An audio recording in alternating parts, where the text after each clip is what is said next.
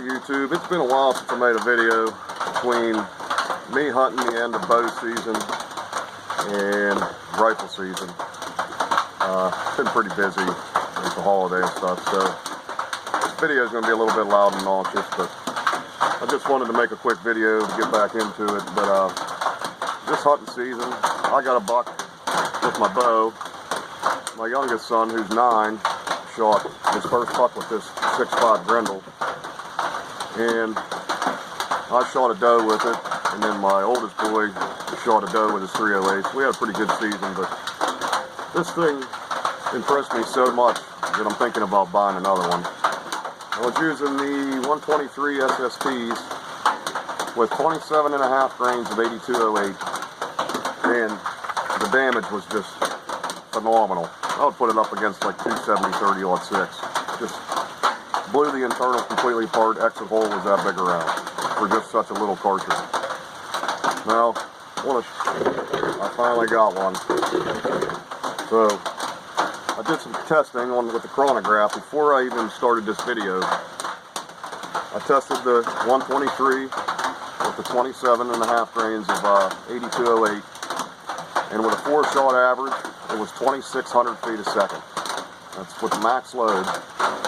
And then I used 28.5 for the 100 grain Nosler ballistic tip, and I got right around 2740 for a average. So last night I loaded them up, and I loaded up 34 grains of CFE 223 with the 100 grain Nosler, and this got me 2,800 feet a second. That was the average, 2801. And then I did 34.2, and that gave me an average of 2815. So not too big of a jump with just 0.2 of a grain, but no pressure signs. It is a little bit over max from the Hornady book. And then I even loaded up some of these 140 grain match burns. I know they're heavy for caliber, but with 26 grains of the 8208, I got 2250, and with 26.5, I got 2310. So it's not real bad.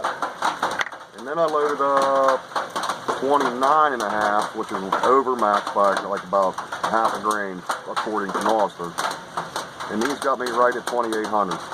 So, or no, 2770 is what it was. 2770. So between a grain higher, it didn't give me much more velocity, but all the velocities were within 10 to 15 feet a second from each other. But what I'm going to do is I'm going to shoot 4-shot groups on a couple of these. This is the 34 grains of CFE 223. So I'm going to shoot a 4-shot group.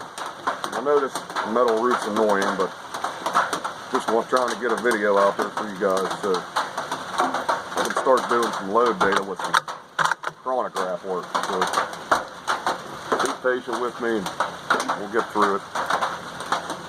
Alright, here we go. First one.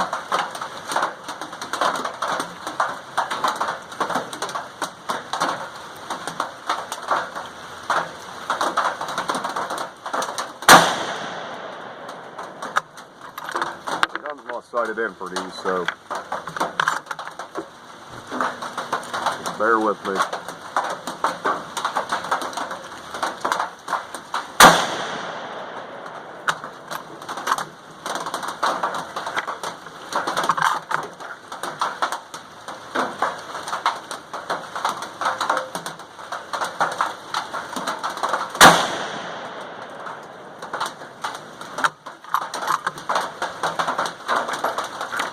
Pressure signs still look great.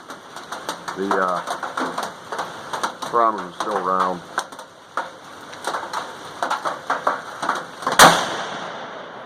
Alright, let's just check it out. Alright, that's a 4-shot group. That's a 1/2-inch dot. So with the calibers, I was under an inch. It was like 3/4 of an inch.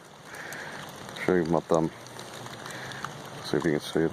So 3/4 inch group, center to center. So they're not too bad. I'm shooting pretty fast, so let's go back and try with the little heavier load. Alright, so these rounds are all loaded to 2.26 Now I can lengthen these out pretty good with this magazine. I did some load work up, running these longer, shorter, and the best load was at magazine length, basically at 2.26. Anything longer than that seemed like it got too close to the lambs, and it was accuracy was horrible. But this is 34.2, so just a little bit over max. And they're all wet. So we'll see what kind of accuracy we get with this. 34.2.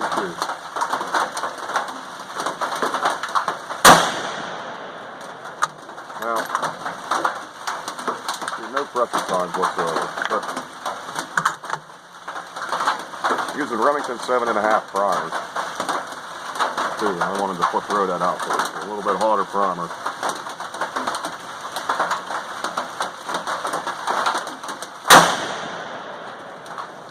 It looks like accuracy kind of opened up. 34 always seemed like the best load for this. Like I said, there's not really too big of a difference between the 0.2 grains, not enough to make me want to use it.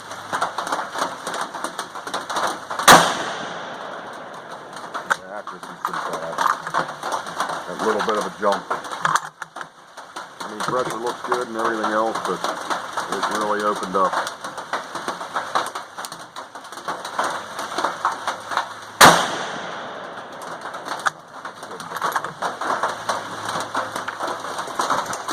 Well, it actually was a lot better than what I thought. That's 3 shots in that hole and 1 right there. So, not too bad. It's about a 1-inch group. So let's go back and we'll shoot the 140s. Alright, now these are the 140 grain match burners. Seated to 2.30, 7.5 primers, 26 grains of 8208. If you look on Barnes' website, the 26.5 is the max load, which, when I look at this cartridge, I mean, you might be able to get away with going a little higher, but I didn't really see any pressure signs, but it doesn't mean nothing. Alright, let's shoot the same target. Let's go with the left one. It's 140 grain Barnes match load.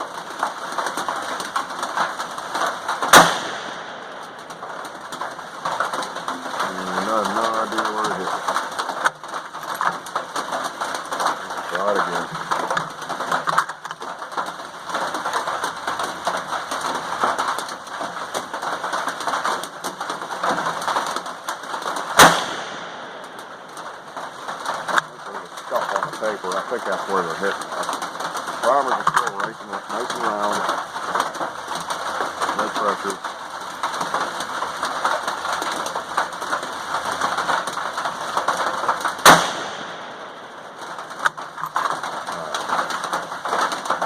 See that now. Still racing up.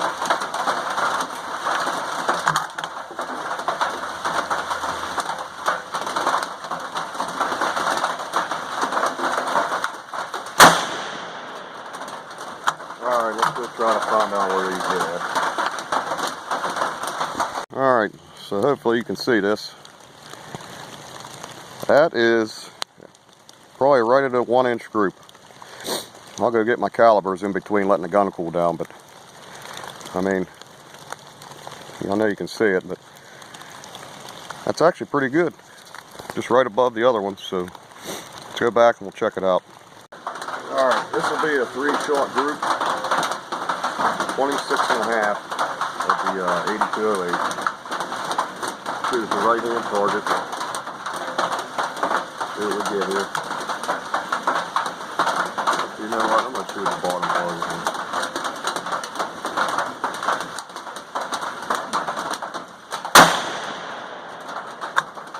I know that.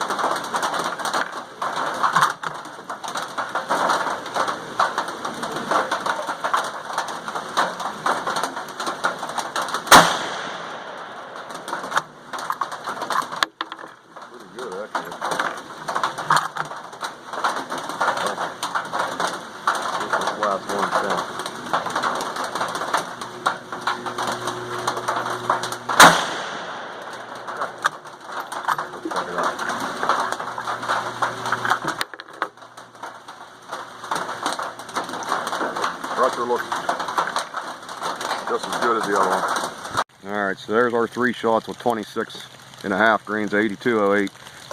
That was at 2,300 feet a second. So let's go back. I got one more load I want to try and then we'll wrap this up. Alright, so this is the last 3. This is 29.5 of the 8208 XBR. About half a grain over. Shoot the bottom target here. There we go.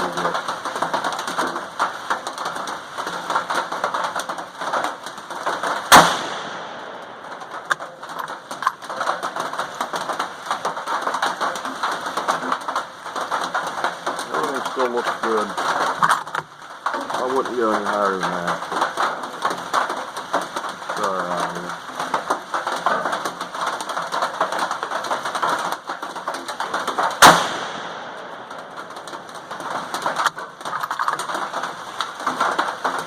.8208 really shoots nice. I know it doesn't really give you the highest velocity, but accuracy it does.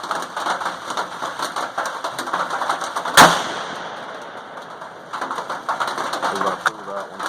Last shot I pulled it. Alright, let's go check it out. Alright, so these were my first 2. That was my last one, but whenever I was squeezing the trigger, the crosshairs went over here. Or the dot on in the scope, so that one's all me. But looks like it wouldn't be too bad, but not enough to make me change from 28.5. So let's go back and we'll wrap this up. Alright, so I learned a lot from that chronograph. I'm glad I finally got one. I got it on eBay for a little cheap. It's an older shooting F1 Chrony, but still works good. But it doesn't give you standard deviations and stuff like that. It'll give you an average, but that's about it. But 34 grains of CFE 2-train Nosler was an average of 2,800 feet a second, 2801. With the 140, with 26 grains of the 8208 was 2250. 26.5 gave me 2,300 average.